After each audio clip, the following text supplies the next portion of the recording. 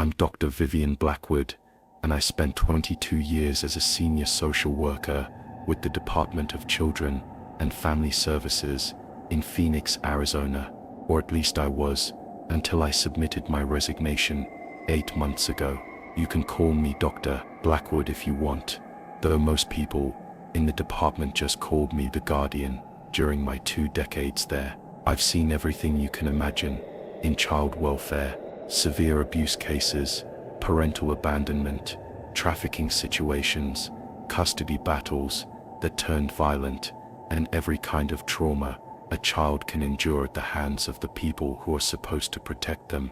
But what I'm about to tell you about is the one case that made me question everything I thought I knew about child protection, human nature, and the very fabric of reality itself. It's the case that ultimately led me to leave the profession entirely, despite having dedicated my entire adult life to saving children from dangerous situations. This is the story of the Thornfield family, and why I can never forget what I witnessed in their house on Sagebrush Lane. The Arizona Department of Children and Family Services serves over 4.2 million residents across Maricopa County, handling approximately 15,000 child welfare cases annually. As a senior investigator with a doctorate in clinical psychology, I specialized in high-risk family assessments, the cases that other social workers found too complex, too dangerous, or too psychologically demanding to handle effectively. Phoenix DCFS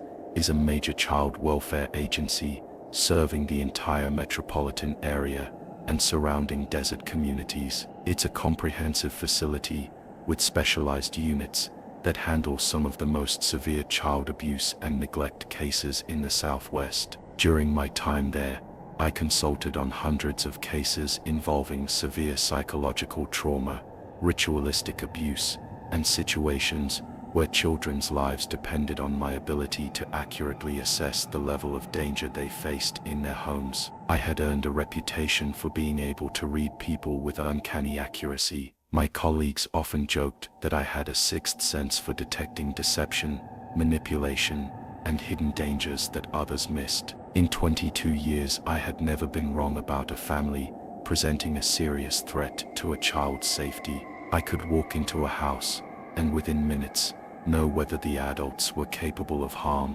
whether they were hiding something, or whether the children were in immediate danger. My assessment skills had saved dozens of children from situations that could have cost them their lives. I had faced down drug dealers, gang members, mentally unstable parents, and dangerous family members without ever feeling truly afraid. I always trusted my instincts, my training, and my experience to guide me through even the most challenging cases. That confidence, built over more than 2 decades of successful interventions, would be completely shattered by what I encountered at 4847 Sagebrush Lane. The case that would change everything began on a scorching Sunday morning in October, when I received an emergency call from our weekend dispatch coordinator, Janet Rodriguez. It was 6:30 a.m., and I was getting ready for my morning run through the desert preserve near my home when my phone rang. "Dr. Blackwood, I'm sorry to call so early, but we've got a situation that needs immediate response," Janet said, her voice tight with concern. "We received multiple calls overnight about the Thornfield family on Sagebrush Lane. Neighbors are reporting that 9-year-old Melody Thornfield was found wandering the streets at 3 a.m., completely disoriented, and saying things that have everyone seriously concerned." I grabbed my notepad and pen, immediately shifting into professional mode. Emergency calls on weekends usually meant a child was in immediate danger, and time was always critical in these situations. "What exactly was the child saying?" I asked, already mentally preparing for what could be another case of severe abuse or neglect requiring immediate intervention. "This is where it gets strange, Dr. Blackwood. According to Mrs. Chen, the neighbor who found Melody, the child was barefoot and wearing only a nightgown, standing in the middle of the street, looking up at her own house. When Mrs. Chen approached her, Melody allegedly said, "She's not my mother anymore. Something crawled inside her skin while she was sleeping, and now it's pretending to be her." I paused in my note-taking. In 22 years of child welfare work, I had heard children describe abuse, neglect, and trauma in many different ways. Young children often created fantastical explanations for situations they couldn't understand or were too frightened to describe directly. However, there was something about this particular statement that immediately caught my attention. "Did the child say anything else?" I asked. "Yes, and this is the part that has me really concerned. When Mrs. Chen tried to take Melody back to her house, the child became hysterical and screamed, 'No, don't make me go back there. It will know that I told someone, and then it will crawl inside me too.'" Mrs. Chen said the child was genuinely terrified, not just upset or confused. I finished jotting down the details while mentally reviewing what I knew about trauma responses in children. Melody's statements could indicate several possibilities: severe psychological abuse, exposure to inappropriate media content, untreated mental health issues, or possibly drug exposure that was causing hallucinations or dissociative episodes. "What's the family background?" I asked, already heading toward my car. "The Thornfields moved to the neighborhood about 8 months ago. Marcus Thornfield, age 38, works as a software engineer for a tech company downtown. His wife, Dr. Isabel Thornfield, age 35, is a research scientist at Arizona State University. No prior DCFS involvement, no criminal history, and no reports of domestic violence or substance abuse. From the outside, they appear to be a stable, well-educated, upper-middle-class family." This information made Melody's statements even more puzzling. In my experience, children from stable homes with educated parents rarely develop the kind of elaborate fear-based fantasies that Melody had described unless they were experiencing significant trauma or had been exposed to something deeply disturbing. "I'll head out there immediately," I told Janet. "Can you have patrol officers meet me at the house? Given the child's level of distress, I want backup available in case we're dealing with an active abuse situation." "Already arranged. Officers Martinez and Thompson will meet you there at 8 a.m. As I drove through the winding roads leading to Sagebrush Lane, I mentally prepared myself for what I might encounter.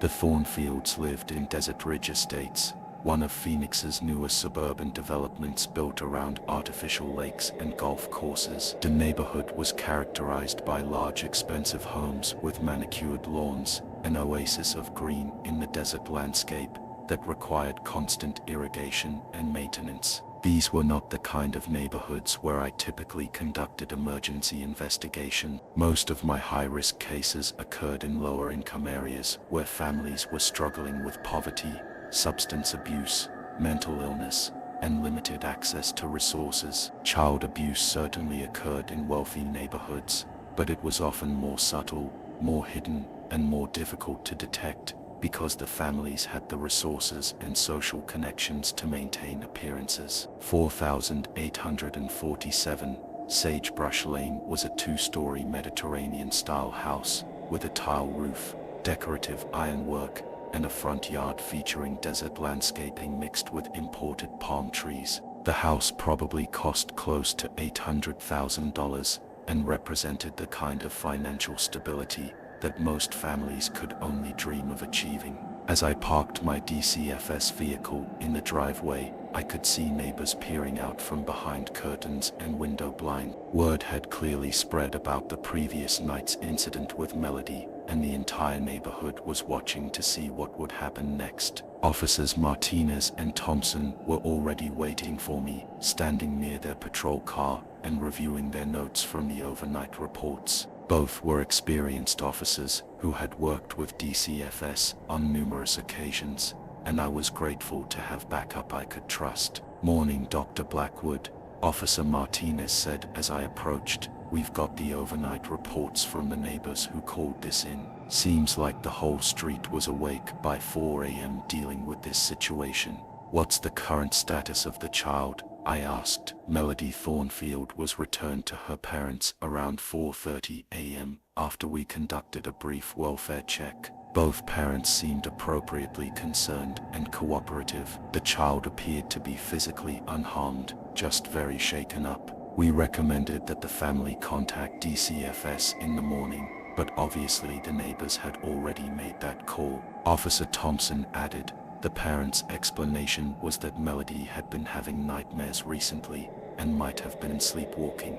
They said she'd never done anything like this before, and they were planning to schedule an appointment with a pediatrician to rule out any medical causes. This information was consistent with what I would expect from educated parents facing a concerning behavioral change in their child. However, I still needed to conduct my own assessment to determine whether Melody was in any danger and what might have caused such an extreme behavioral episode. I approached the front door of 4847 Sagebrush Lane at exactly 8:15 a.m., with officers Martinez and Thompson positioned nearby but out of immediate sight. I always preferred to begin family assessments with a non-threatening approach, especially when dealing with families who had no prior DCFS involvement. The door was answered almost immediately by Marcus Thornfield, a tall, lean man with dark hair and glasses. He was dressed casually in khaki pants and a polo shirt, and his manner was polite but clearly anxious about the situation. "Dr. Blackwood, thank you for coming so quickly. I'm Marcus Thornfield. We're obviously very concerned about what happened last night with Melody. Please come in." Marcus led me into a spacious living room decorated in contemporary Southwestern-style leather furniture, Native American artwork, and large windows that looked out onto a backyard featuring a swimming pool and desert landscaping. Everything about the house suggested financial comfort and good taste. "My wife Isabel will be down in a moment," Marcus said, gesturing for me to take a seat on the couch. "She's upstairs with Melody, who's still pretty shaken up from last night. We've never seen her behave like this before, and we're honestly not sure what to make of it." As I settled into my seat and opened my notebook, Dr. Isabel Thornfield appeared at the top of the staircase. She was an attractive woman, with auburn hair pulled back in a ponytail, wearing jeans and an ASU t-shirt. However, as she descended the stairs, I noticed something that immediately caught my professional attention. Despite the concerning situation with her daughter, Dr. Thornfield's facial expression seemed oddly detached, almost clinical, as if she were observing the situation from a distance, rather than experiencing it as a worried mother. Her movements were precise and controlled, lacking the nervous energy or emotional distress that I typically saw in parents whose children had exhibited such alarming behavior. "Dr. Blackwood, thank you for responding so quickly," she said, extending her hand for a formal handshake, rather than the more emotional greeting I usually received from distressed parents. "I'm Dr. Isabel Thornfield. I specialize in behavioral neuroscience research at ASU, so I have some professional understanding of childhood psychological development, which makes Melody's behavior last night particularly puzzling to me." I shook her hand and immediately noticed that her skin felt unusually cold, despite the warm October morning. More significantly, her grip was oddly firm and lasted just a moment too long, not quite appropriate for the social context of our meeting. "I appreciate your cooperation," I replied. "Can you tell me about Melody's behavior over the past few weeks? Has she shown any other signs of distress, changes in sleep patterns, academic problems, or unusual fears?" Marcus and Isabel exchanged a brief glance before Marcus answered. "She's been having some difficulties adjusting since we moved here 8 months ago. New school, new friends, you know how it is for kids. Her grades have been fine, but her teacher mentioned that she's been more withdrawn in class lately." Dr. Isabel added, "From a clinical perspective, I would say Melody has been exhibiting some symptoms consistent with adjustment disorder, mild anxiety, occasional sleep disturbances, and what appears to be age-appropriate stress related to environmental changes." Her clinical terminology and detached manner of discussing her own daughter's distress struck me as unusual. Most parents, even those with professional backgrounds, spoke about their children's problems with evident emotional involvement. Dr. Thornfield sounded like she was describing a research subject rather than her own child. "I'd like to speak with Melody now, if that's possible," I said. "Is she feeling up to talking with me?" "She's in her room," Dr. Thornfield replied. "I'll go get her." A few minutes later, Dr. Thornfield returned with Melody, a small girl with long dark hair and large brown eyes. She was wearing pajamas and slippers, and she stayed close to the staircase rather than entering the living room, where her father and I were sitting. What immediately struck me about Melody was her body language. She was not exhibiting the typical shyness or curiosity that children usually showed when meeting a social worker. Instead, she appeared to be genuinely afraid, frequently glancing toward her mother with an expression that I could only describe as wariness. "Hi, Melody," I said gently, using the warm but non-threatening tone I had developed for speaking with traumatized children. "My name is Dr. Blackwood. I heard you had a scary night, and I came to see if you're okay. Would it be all right if we talked for a few minutes?" Melody nodded slightly, but remained near the staircase.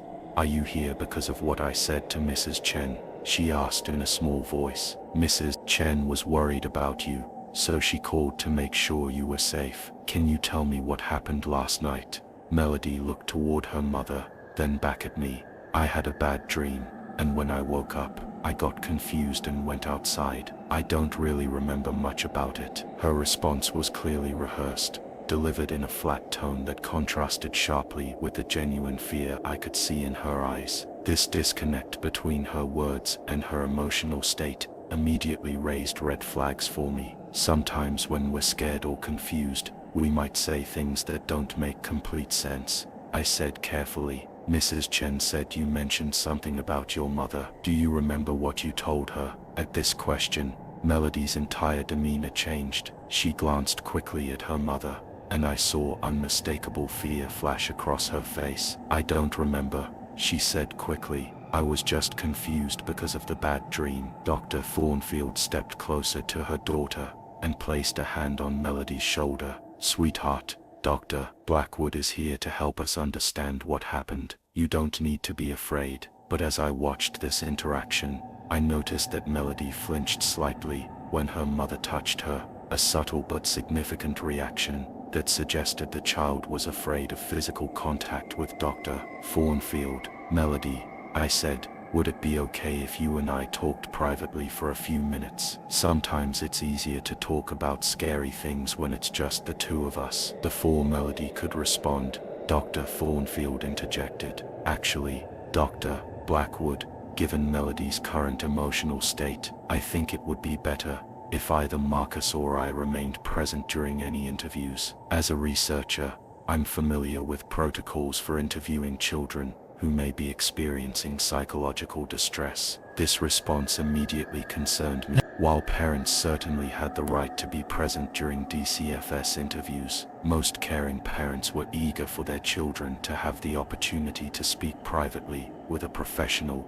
if the child was experiencing distress. Dr. Thornfield's insistence on remaining present, combined with her clinical detachment, suggested she might be trying to control or monitor what Melody said to me. "I understand your concern," I replied diplomatically. "However, standard DCFS protocol requires that I have the opportunity to interview children privately to ensure they feel safe expressing their feelings and concerns. This is for Melody's protection and well-being." Dr. Thornfield's expression hardened slightly. "I'm not comfortable with that arrangement. Melody is in a fragile emotional state, and I don't think it's appropriate to subject her to additional stress without parental supervision." Marcus looked uncomfortable with the tension developing between his wife and me. "Maybe we could compromise somehow. What if one of us stayed in the room but didn't participate in the conversation?" I was about to respond when Melody suddenly spoke up.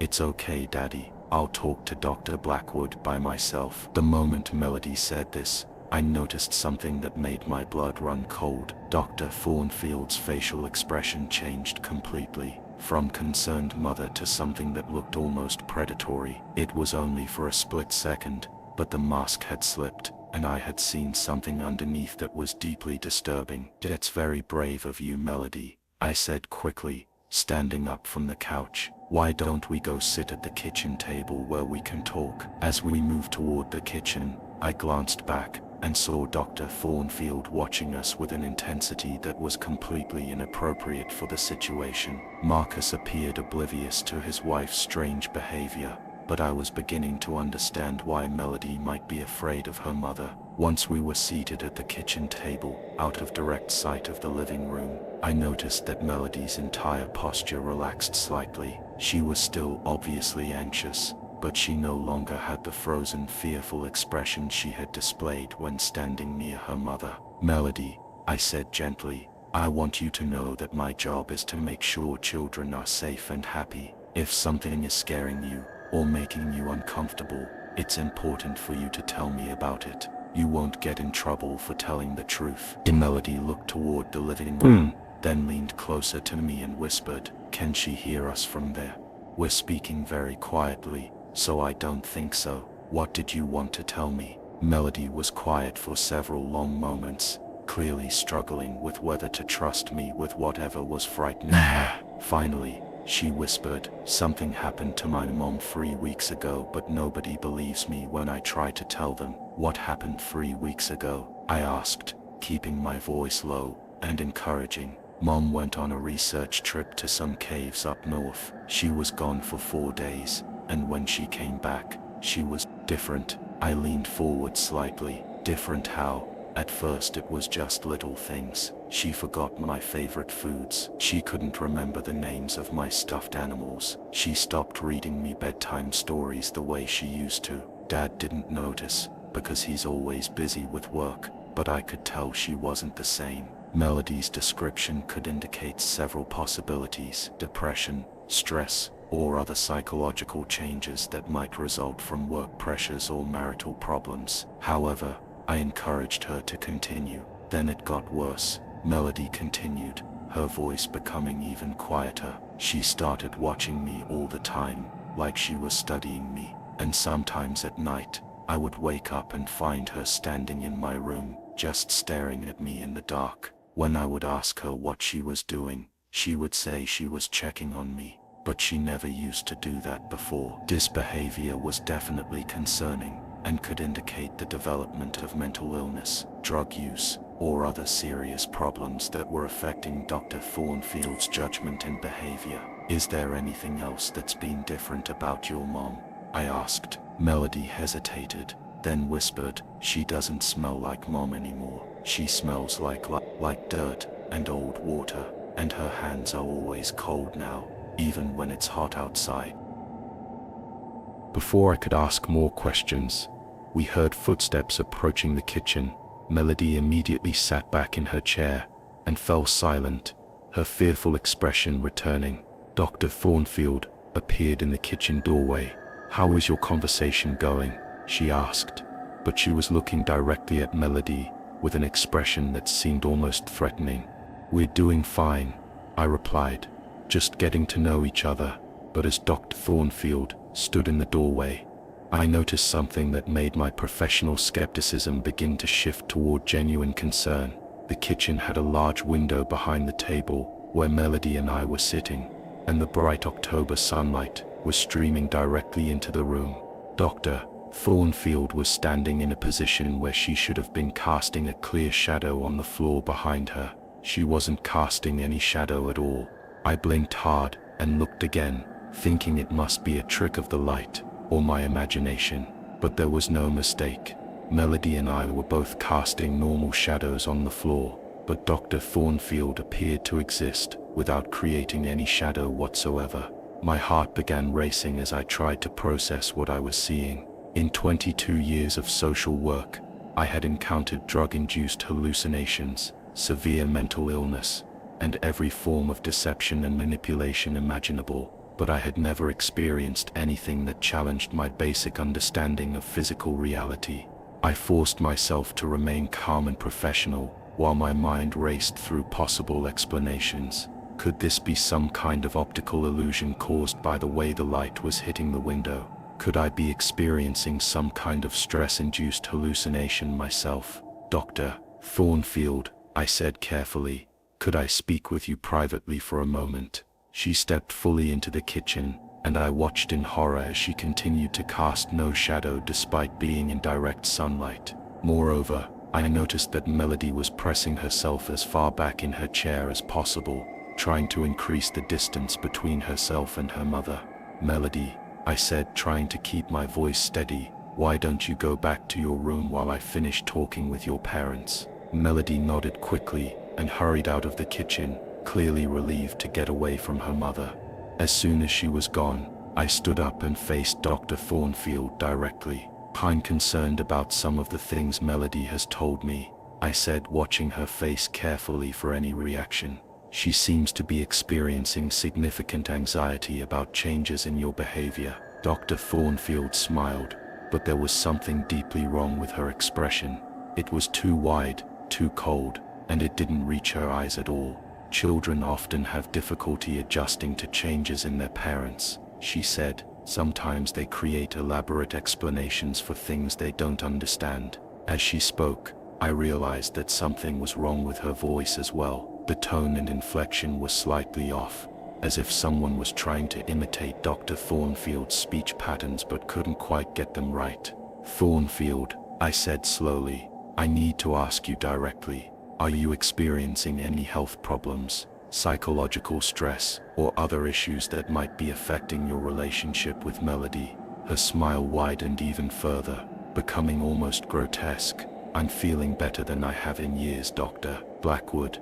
In fact, I've never felt more complete. The way she said the word complete sent chills down my spine. Combined with the missing shadow, her cold skin, her detached behavior toward Melody, and the child's obvious terror, I was beginning to suspect that I was dealing with something far beyond the scope of normal child welfare work. I think it would be best if we scheduled a follow-up visit, I said, edging toward the kitchen doorway. I'll need to speak with Melody's school counselor, and possibly arrange for a psychological evaluation. That won't be necessary, Dr. Thornfield said, her voice taking on a harder edge. Melody is perfectly safe with us. There's no need for further intervention. As she spoke these words, I heard Melody screaming from upstairs, not the normal crying or tantrum sounds that children make, but genuine screams of terror that raised every instinct I had developed over 22 years of protecting children. I ran toward the staircase with Dr. Thornfield close behind me. As I reached the second floor, I could hear Melody in her bedroom, crying and saying, "Please don't hurt me." I didn't tell her anything important. I pushed open Melody's bedroom door and found her cowering in the corner, staring at something near her window. But when I looked in that direction, I saw nothing that could have caused such terror. "Melody, what's wrong?" I asked, kneeling down beside her. "It was in my room," she whispered, pointing toward the window. "The thing that looks like my mom, it was standing right there. But Mom is downstairs with you." I felt my blood turn to ice as I realized the implication of what Melody was saying. If Dr. Thornfield was downstairs in the kitchen with me, what had Melody seen in her room? I turned toward the bedroom doorway and saw Dr. Thornfield standing there, watching us with that same predatory expression I had noticed earlier. But as I looked at her more carefully, I noticed other details that defied explanation. Her breathing was too shallow, almost imperceptible. When she blinked, it seemed to take conscious effort, rather than being an automatic response. And most disturbing of all, when I looked at her reflection in the mirror on Melody's dresser, her reflection seemed slightly delayed, as if it was copying her movements a split second after she made them. "Melody," Dr. Thornfield said, her voice carrying an undertone of threat, despite the superficially caring words. "You shouldn't tell stories that might confuse Dr. Blackwood. She might get the wrong idea about our family." Melody grabbed my arm with surprising strength and whispered urgently, "That's not my real mom, Dr. Blackwood. My real mom is gone, and something else is wearing her body. It's been pretending to be her, but it doesn't know how to act like a real person. And now it knows that I told you, and it's going to do something bad to both of us." As Melody spoke these words, I watched Dr. Thornfield's expression change once again. The mask of humanity slipped completely, revealing something underneath that was cold, calculating, and utterly inhuman. That's when I realized that in 22 years of child protection work, I had finally encountered something that was genuinely, impossibly dangerous, and I was trapped in a house with it, responsible for protecting a terrified child from something that shouldn't exist. The thing wearing Dr. Thornfield's body looked directly at me, with eyes that held no warmth, no humanity, no trace of the woman who should have been standing there. And then it smiled. The thing wearing Dr. Thornfield's skin smiled that inhuman smile and said, "You cannot protect the child forever." I grabbed Melody, and we escaped through her bedroom window, climbing down a tree, while that creature watched from inside. Within hours, both parents had vanished completely. My investigation revealed the horrifying truth. Dr. Thornfield had been part of a cave expedition 3 weeks earlier, studying extremophile organisms in sealed underground systems. Her final research report mentioned parasitic organisms with unprecedented adaptive capabilities, and recommended immediate quarantine protocols that were never implemented. 4 of the 6 expedition members were now dead or missing. The remaining 2 were in federal custody. The cave system had been classified and sealed. When I tried to report this, my case files were erased, my access revoked, and Melody was transferred to an undisclosed specialized facility. The entire Thornfield case was wiped from official records as if it never existed. I resigned 8 months ago. I now investigate similar incidents nationwide. Researchers returning changed from deep cave expeditions, children claiming their parents were replaced, systematic government cover-ups. The entities are still spreading, still infiltrating. Melody is gone, but her story must be told. Some truths are too dangerous for silence.